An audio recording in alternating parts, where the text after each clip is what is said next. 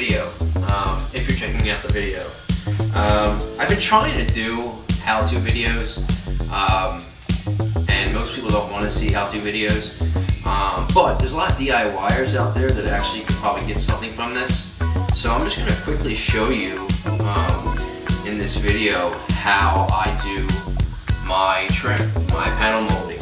In this situation of this particular task, we're going to be making a panel for a plumbing access. So the company we worked with had requested this size panel for the plumbing because they actually had installed all of this drain, and they, basically made sure that we had a functioning drain for the tub.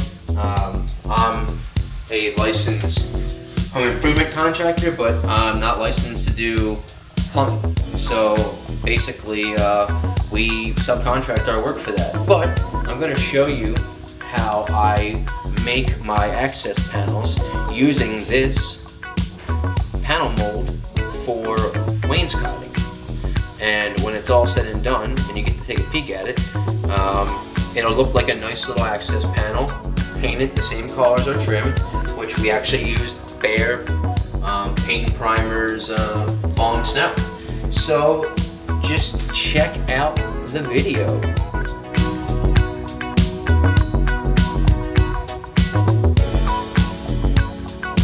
Alright, so the first thing I'm going to do is I'm going to check my width of my access panel. What do I need?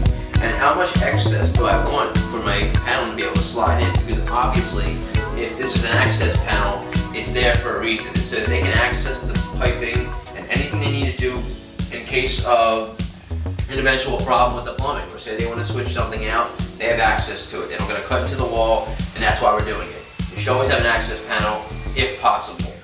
So what I'm going to do is basically measure out my width, and I want to leave about 1/4 inch of excess so that when I do have the ability to put my wainscoting in, it almost slides into a groove. Now the top part of my panel mold, which is going to look exactly like this, will act as a cap that'll be removable so that the panel can actually slide up and out whenever they need to get access to it. But I didn't explain very well in the last video about the angles. For anybody that really doesn't know, anytime you're doing miters or doing any kind of frame, in most cases, unless it's a weird situation, you're going to have a 45-degree angle in which that is going to be set on your miter saw. You will be setting a 45.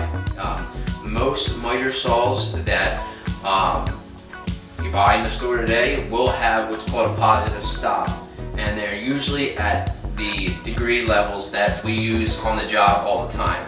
22.5, 45. At very least, you'll have those stops on most standard miter saws that you'll buy nowadays. So I always do my miters at 45, and I don't know anybody else the way who doesn't. But unless you have some weird situation where you got a weird angle, or there's a lot of ways that you can kind of do seams and splices, but a 90 degree is 2 45 angles. Simple math, right? So I'm gonna mark off my width, which I already did, set my marks here, and now I'm gonna go out to the miter saw and cut my other angle. This is already cut to a 45, and I'm gonna cut my other angle at a 45, and that'll be my bottom frame for my panel. So we're outside now, we're at the miter saw, and as you see, I have my 45-degree set here, and I'm gonna cut it now, but just this is the positive stop I was talking about. All these different degrees lock in.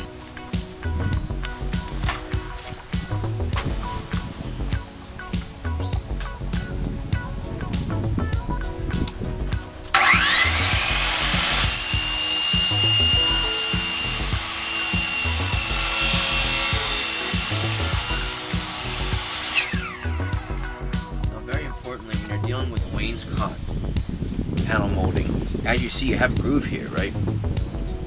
So when you have it set against your fence, you can't really sit it flat because you're not really sitting flat here. You follow what I'm saying? So there's actually a few ways of doing it.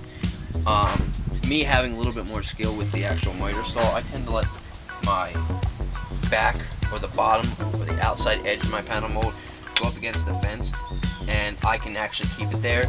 But if you wanted to use a piece of the wainscoting right here to act as a spacer, which will keep your panel mold flat, you want to make sure that your actual wainscot actually fills this 1/4 inch right here. But in my case, you know, I'm pretty good with the actual tool and I'm able to keep it flat. You can use a spacer here using a small piece of your wainscot, sliding underneath here, and it'll keep your panel mold flat against the fence when you're making your cut. Alright, so basically now I'm going to check my size, make sure it's good where I want it.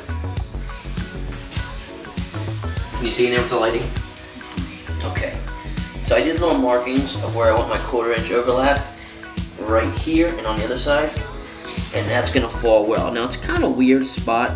Really, ideally, I'd like to have a space between the top of my baseboard and the bottom of my panel molding. But in this situation, I don't really have that option. I guess I could do some patching and some drywall, but really in this case, just a panel that's for the plumbing. And when I put the panel trim in here plus the wainscoting, it's gonna look nice either way. And the same thickness as my baseboard matches my panel mold. So it won't be strange where it's protruding past my baseboard, which would be really ugly, without having a gap there. So this will work. Alright, so after I checked my height, what do I actually need for my height on both sides, alright? I figured out that ideally I'd like it at 22 and 5/16. That would be my inside dimension. So the inside of my frame, where my miter would start and work its way to the outside, from here up to basically the top part, I need it at 22 and 5/16. So I'm going to cut both my left and my right side to 25 and 5/16, or 22 and 5/16. I almost forgot that. Come on.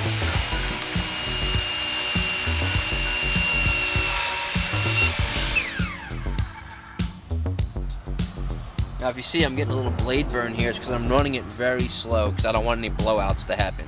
And a blowout is basically when I lose part of my profile because the blade cuts through the wood. So I'm going to set, that's now my 45, and I'm going to look and get my inside dimension at 22 and 5/16. Alright, so I'm going to let you in on a little like industry secret. Not very secretive in the industry. I guess that's why they call it an industry secret. Yeah, I guess. This is what's called CA glue, okay? It's comprised of an adhesive. Can you see that? Can you see that, Karen? And an activator. Can you see that? Can you see that? Okay. This particular brand I use is 2B10.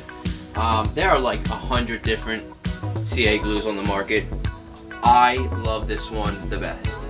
I've never really had a situation where it's failed on me. I've used it for multiple applications, and it takes a lot of the headache out of basically putting my joints and seams together on my trim. Sometimes when you have something this small, alright, you try putting an 18 gauge finish nail through this and you're gonna get a blowout, you know what I mean? You'll crack it.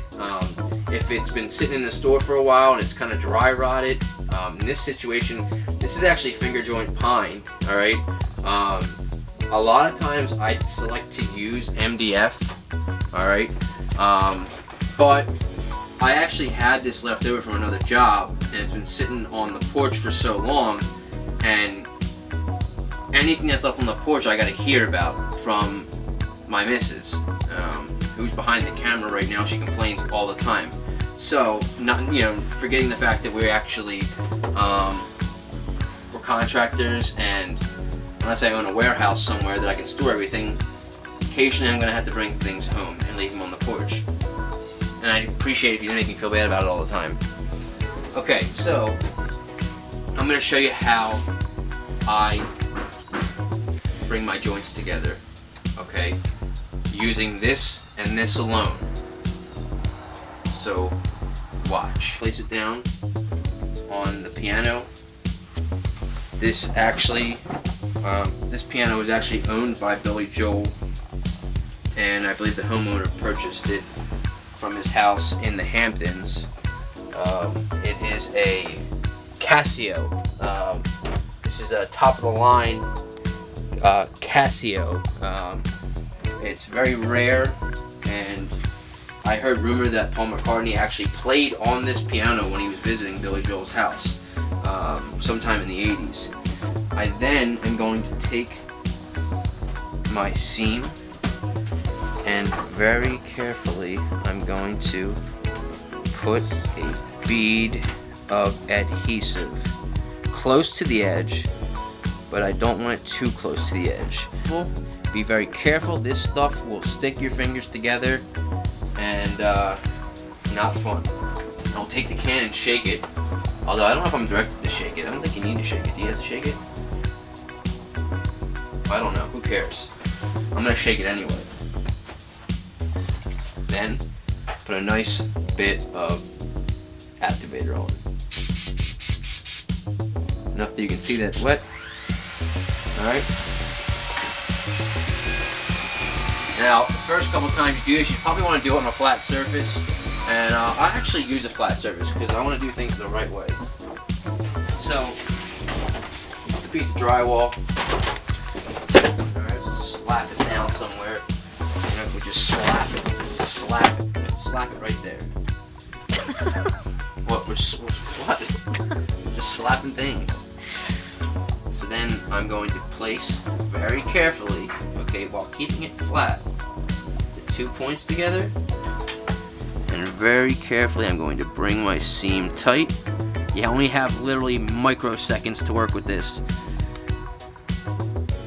That actually can be calculated with a very accurate stopwatch. I think probably a little less than 1 second. And now, you see that now? There's no nails in there, and we have a nice seam, nice tight seam, and the adhesive is definitely here. Get a close up of that. The adhesive is dry, and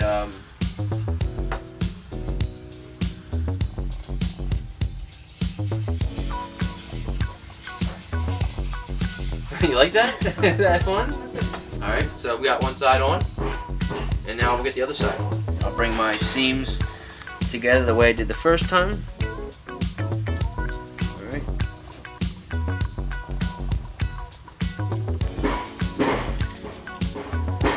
Get a little bit of play, you get a little time to kind of fix it if you have to.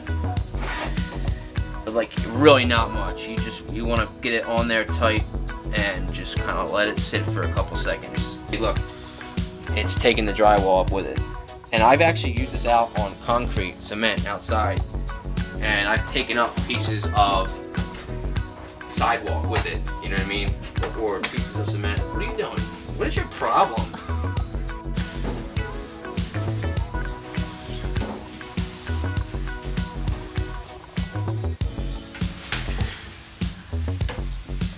Alright, so it's going to be good to the dimensions I want it.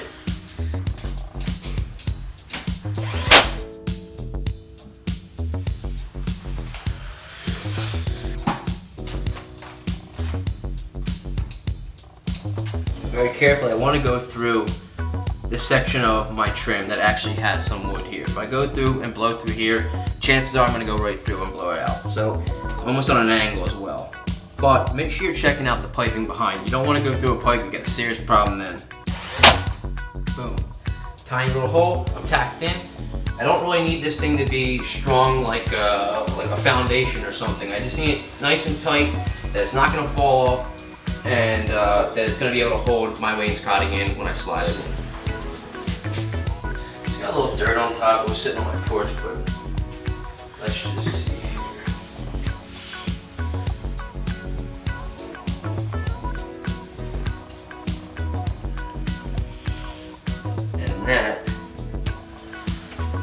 That is great. Now let's see how we did. We do have nails on these at their sides, so we gotta kind of navigate them too. But we did it right.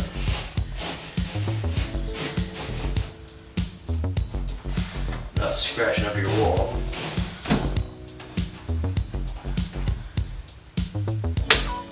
Let's take a peek.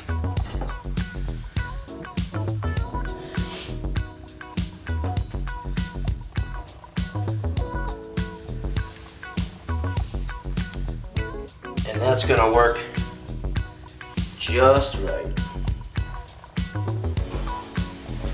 So that's how it's done, okay? That was basically, what do you think, like $25 to $30 in material, which basically was me consisting of cutting a wall in my drywall behind the tub where I knew my faucet, my spigot, all that stuff, where it was, so that the plumber in any future event get in there had the ability to do that now. And very simple. I mean, I'm filming this right now, so between like telling her, come here, come film this, and come check this out, and stopping and waiting, pretty much the entire process of this, if you really condense it down to me just doing the work, 20 minutes top. Thank you for checking out the video, and hopefully you'll come back and see another one, if this wasn't too boring for you.